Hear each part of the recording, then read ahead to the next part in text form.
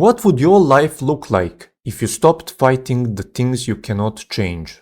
Life, with all its problems, is generally difficult to love, and the rise of nihilism, especially among young people, clearly shows us this. While there is no doubt that modern life is far easier, at least in most developed countries, the rapid progress of civilization and the environment in which we grow up and live has led to the emergence of a series of new problems that modern humans must face if they wish to survive and continue to grow.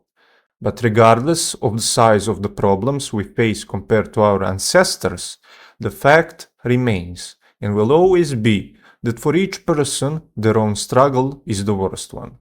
That's just how subjective nature of humans operates. And it is precisely here that Amor Fati comes into play. It is a universal idea that can be applied to every problem and thus illuminate even the darkest depths in which we may find ourselves, instilling enough hope in us to fight the minotaur we encounter in the cave. Or as Friedrich Nietzsche, the German philosopher, said in his book The Gay Science, I want to learn more and more so that I can see as beautiful what is necessary in things. Then I will be one of those who make things beautiful. Amor Fati. Let that be my love from now on. And in ecce homo, my formula for greatness in a human being is Amor Fati. Not to wish anything to be different, neither forward nor backward, nor in eternity. Not only to endure what is necessary, much less to conceal it. All idealism is a lie in relation to what is necessary, but to love it. So reality is what it is, not what we wish it would be, and spending time denying aspects of reality that we don't like not only ruins the overall experience and beauty of what we call life, but also creates a certain darkness within us that grows over time and becomes even greater than us. This darkness pushes us toward destructive philosophies that deny life, and the effects of such philosophies spread like a plague. Over time, even things we once liked and loved become things we no longer enjoy. The more one surrenders to nihilism, a philosophy that denies life, not only does one begin to hate life, but also every aspect of it, whether beautiful or ugly.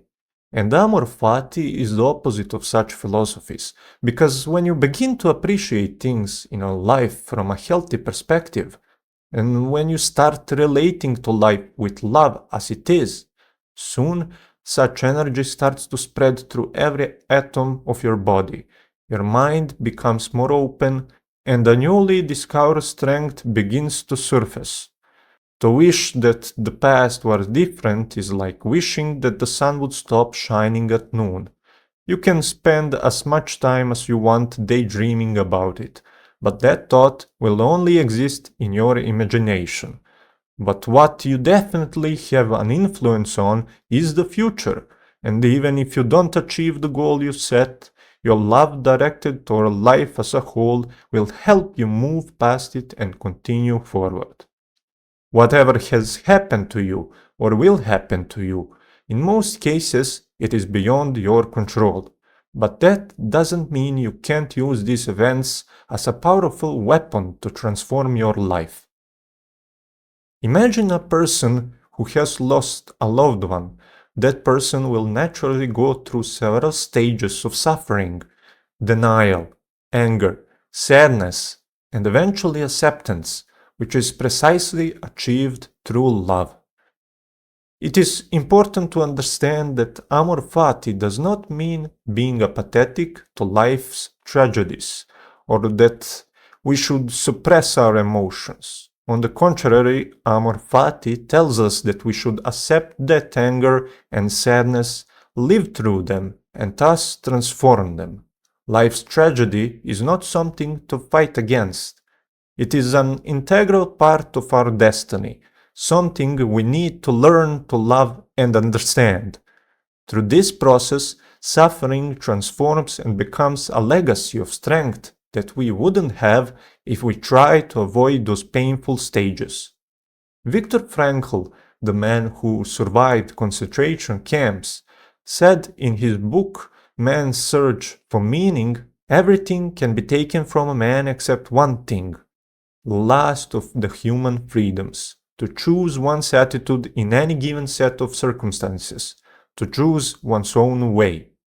And at the very end, when we are no longer able to change a situation, we are challenged to change ourselves.